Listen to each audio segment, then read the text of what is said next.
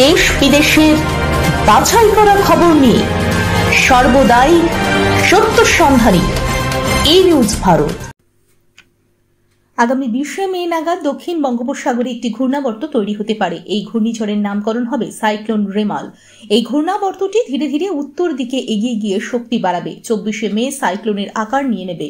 25 মে সন্ধ্যের পর বাংলাদেশ দিয়ে স্থলভাগে প্রবেশ করবে। এর প্রভাবে 24 মে থেকেই ঝড় বৃষ্টি শুরু হয়ে যেতে পারে। তবে এক্ষুনি ঘূর্ণাবর্ত তৈরি হওয়ার আগেই সাইক্লোনের শক্তি এবং রাস্তা নিয়ে সুনির্দিষ্টভাবে কিছু বলা সম্ভব নয়।